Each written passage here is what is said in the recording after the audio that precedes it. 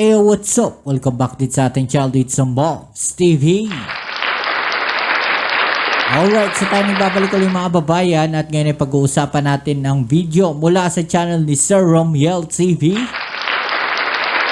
Please don't forget to subscribe sa kanyang channel mga babayan. Nandiyan po sa ibaba ang full video link or yung link po ng kanyang channel, no? At syempre, huwag niyo pong kakalimutang i-comment sa kanyang mga videos na dito nyo po sa aking channel nakita ang kanyang mga video uploads mga kababayan. Okay, so supportahan po natin siya at isubscribe nyo po ang kanyang channel. Shoutout sa iyo, Sir Romiel TV. Konti na lang yan mga tol, mga kababayan. Wala nang 20,000 yan, no? Makaka silver play button na po siya. Tulungan din po natin, supportahan natin. Alright, so yan, alamin natin to mga babayan, mga panlaban sa China na mga armas offer ng Britanya sa Pilipinas, no? Alamin natin yan na China nagalit daw mga babayan. Hindi na bago. No, hindi na bago na ang China nagagalit pagka ang Pilipinas ay nag-upgrade ng mga armas o bumibili tayo ng mga armas sa ibang bansa. Siguro gusto nila sa kanila tayo bumili ng armas, ano? Para hindi sila magalit. Kaya lang delikado. No, pagka China, alam nyo na. Alam na this. Alamin natin, tignan nga natin yung mga komento ng ating mga babayan. No? Dapat na talagang palakasin ng AFP. Kasi ayon sa USA officials, kung gusto natin ng kapayapaan, dapat palakasin natin ang ating mga war machine arsenal na bansa. Which is true naman, no? Sumusuporta kami sa AFP para sa Horizon 3. Alam naman na ito ay para sa pangdepensa sa teritoryo ng ating bansa. Huwag tayong maniwala sa sinasabi ng China at pro-China. Oo, huwag kayong maniniwala dyan sa mga pro-China na yan, mga babayan. No? Hindi naman hindi ko nga alam, Pilipino ba yung mga yan? Doon kayo, siyempre, maging makabayan tayo. Suportahan natin yung hakbang ng ating gobyerno sa pagpapalakas ng ating mga hukbong sandatahan, no? Tama sinasabi ni retired Justice Carpio, tanggalin na ang pork barrel para di na mabawasan ang pondo ng AFP. Well, hindi lang po AFP, no, ang masusuportahan natin pag tinanggal natin. No? Actually, yung pork barrel, alam ko wala na yan, mga kababayan. Napalitan na yan ng ibang pangalan. Pangalan lang pinalitan. Suportado namin ang AFP, go, go, go, laban Pilipinas. No? Pag hindi nagustuhan ng China ang mga hakbang ng bansa, ibig sabihin ay tama ang direksyon ng bansa. Ituloy lang lahat ng hindi gusto ng China, which is true naman talaga. No? Tuloy lang natin yan, pagpapalakas ng ating arsenal. Okay, so alamin natin, no? Itong video na to mga tol. Let's go.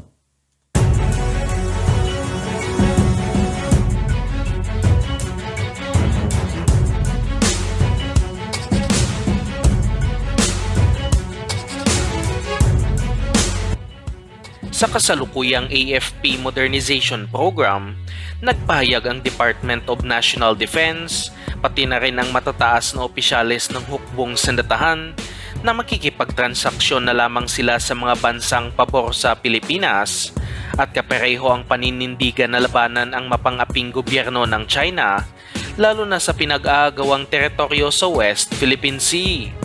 Uy, maganda yun na, which is yun talaga dapat. Kung sino yung mga bansa na baga same na ng pag-iisip kagaya ng Pilipinas na depensahan, no, yung ating West Philippine Sea, doon tayo bumili ng ating mga armas. Kasi mahirap na, no? Pagka yung mga yan ay kaalyado ng China at doon tayo bibili ng armas, baka mamaya yung armas na ibenta sa atin yan, no, mga dispalinghado. O pagdating ng panahon, ng oras na kaya kailanganin natin yan, mga babayan, baka hindi natin magamit, masayang lang yung pera, baka mamaya mag-backfire pa yan. Ibig magamit laban sa China, no? Tayo pa yung nadali ng mga armas. Okay, tuloy natin. At ayon sa Max Defense, magiging apektado ang ibang supplier ng hukbong sandatahan sa modernization program, katulad na lang ng Israel at bansang Turkey, dahil na rin sa hindi nagpahayag ang dalawang bansa ng pagsuporta sa Pilipinas laban sa pang-aagaw na ginagawa ng China sa ating teritoryo. Kaya inaasahang maghahanap ng bagong supplier na bansa ang Philippine military. Actually, marami naman nandiyan yung South Korea, yung Israel, magaganda rin naman. Kaya lang problema sa Israel, alam ko may delay sila no? Pero pwede pa rin. Pwede pa rin tayong umorder sa Israel. Sa South Korea, mga barko, in-order natin dyan, di ba? India, umorder tayo ng mga missiles sa Amerika. Di ba? Huwag lang doon sa mga kaalyado ng China, mga kababayan. Delikado tayo dyan. Hindi na rin naging maganda ang performance ng bansang Israel dahil na rin sa napakaraming delay sa delivery ng mga in-order ng Philippine Army tulad na lang ng mga Guarani Armored Personnel Carrier na kung saan 4 na taon na ang nakalipas ay nasa 5 Guarani pa lang ang kanilang na-deliver at pati na rin ang mga long-range surveillance aircraft na kung saan nakapag full payment na rin ang Philippine Air Force. Uy. Ngunit malayo pa ang inaasahang delivery ng mga aircraft. Uy, sayang sana nagagamit na natin itong mga aeroplano na to. Ang problema kasi ngayon sa Israel, nasa gitna rin sila ng labanan. Diba? So, mas pinapriority nila yung kailangan nila kesa doon sa mga pambenta nila. Which is yan nga yung ginagawa rin ng Amerika doon sa ibang bansa. Diba? Na nakikita natin, sabi nga na nakaraan, ginawa ng ibang bansa na tinaasan niya ng taripa hindi bumili sa kanila ng mga armas, which is okay lang din sa Amerika. 'Di ba? Kumita sila doon sa mga taripa na inangat nila sa mga bansa na 'yon. Yung mga armas, mga tangke, eroplano na hindi nila nabebenta doon sa mga bansa na 'yon, well, okay lang din, magagamit pa rin naman nila yan sa kanilang defense, lalo medyo alam naman natin ang sitwasyon ngayon, 'di ba? Pagdating naman sa bansang Turkey, maraming ino-offer ang bansa katulad na lang ng mga warships at mga aircraft. Delikado yan. Ngunit mukhang hindi din naman interesado ang hukbong sundatahan dito at hindi naman suportado ng Turkey ang Pinas sa West Philippine Sea. Kaya naging dahilan siguro upang hindi bumili ang Pinas ng kanilang produkto. Dapat yung mga sumusuporta sa Pilipinas dyan sa issue ng West Philippine Sea. Huwag tayong bibili doon sa mga hindi natin na kaalyado, hindi natin na pagkakapareho na pag-iisip, 'di ba? Yung mga yan more on negosyo lang, hindi tayo susuportahan talaga niyan. Kikita lang sila. Yun lang yung kanilang target diyan. At dahil nga sa gusto ng ating bansa na bumili sa mga nasyong suportado ang Pinas laban sa China, mayroong nagpaparamdam na gustong mag-supply pa ng mas maraming armas sa Pilipinas at ito na nga ang United Kingdom na kung saan nagpahayag sila ng pagsuporta sa West Philippine Sea. Uy, maganda rin yan Ayon sa kanilang mataas na opisyales, marami umanong may tutulong ang United Kingdom para sa modernisasyon ng Philippine military at sa mga hindi nakakaalam ay nakapag-supply na sila sa ating bansa ng mga defense equipment katulad na lang ng AW159 anti-submarine helicopters na nakadeploy sa ating mga Rizal-class frigates. At sila din ang nag-supply ng mga navigational radars sa mga bago at paparating na mga warships ng Philippine Navy. Wow! Maliban pa dito, nabili din ng Pilipinas ang mga Jacinto-class patrol vessels mula sa United Kingdom na kung saan nakabantay ngayon sa kanlurang parte ng ating bansa dahil karamihan sa ating warships ay nakabantay sa West Philippine Sea. At ayon sa Max Defense, inaasahang mag-o-offer ang United Kingdom ng kanilang warships. Nakakatuwa lang, nakikita natin yung mga kasundaluhan natin nag-e-enjoy kahit nasa gitna sila ng karagatan. No? Masaya pa rin sila, di ba? At umaasa tayong i-offer nila ang kanilang Arrowhead 140 frigate o mas kilala sa tawag na Type 31 frigate sa kanilang Royal Navy na isa sa kanilang pinakabagong disenyong warship. Sinasabing ang bawat isa nito ay nagkakahalaga ng nasa $325 million o katumbas ng halagang nasa 18.5 billion pesos na hindi rin kalayuan sa presyo ng mga Miguel Malvar frigate mula sa South Korea na kung saan nagkakahalaga ng nasa 14 billion pesos bawat isang warship. Konti lang. At dahil nga sa mas mahal ang mga Type 31 frigate, masitik din ito sa armas at modern equipment na kung saan kaya nitong magdala ng aabot sa 32 anti-air missiles at nasa 16 na anti-ship missiles na mas marami pa sa pinagsamang missiles ng ating Miguel Malvar frigate pati na rin ng Rizal-class frigate.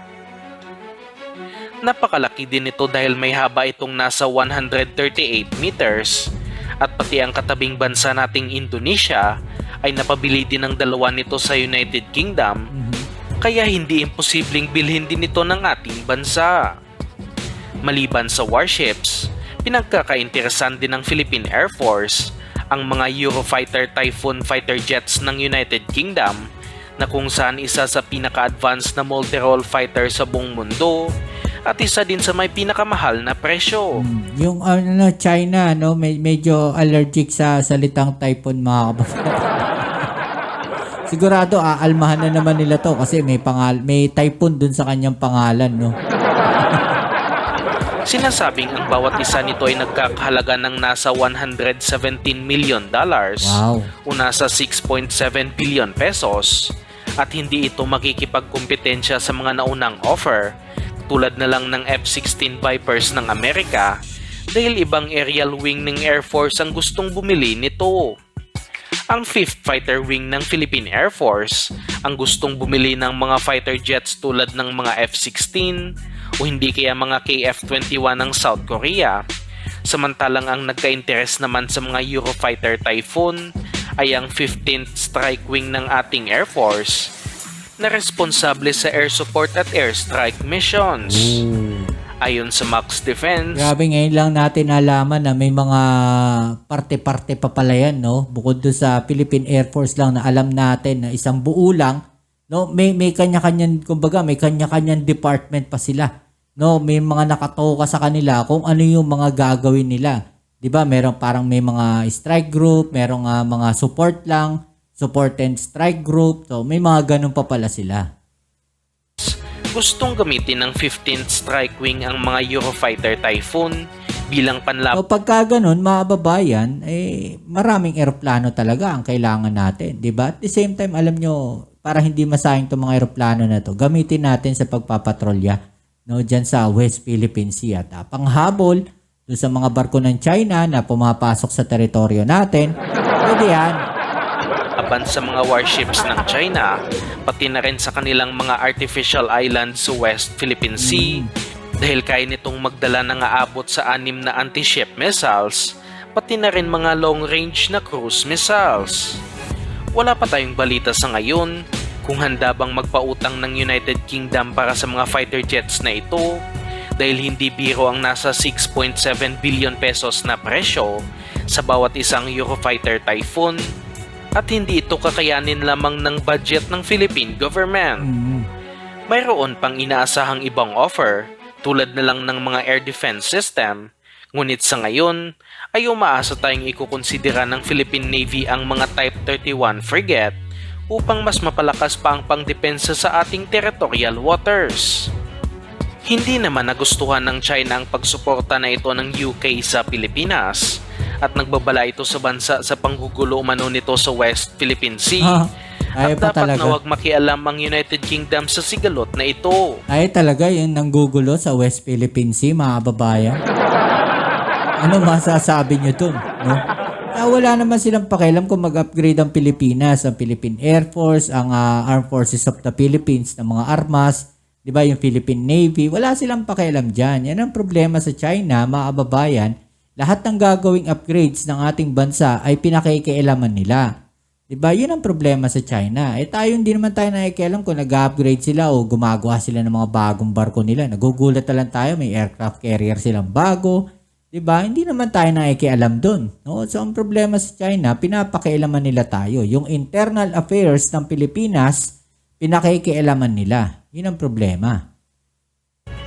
Umaasa tayong matutulungan tayo ng United Kingdom sa pagpapalakas ng ating hukbong sindatahan, dahil sa mangilan-ngilan na lang din ang maasahang kaalyado ng Pinas at sumusuporta laban sa mapang-aping ginagawa ng China.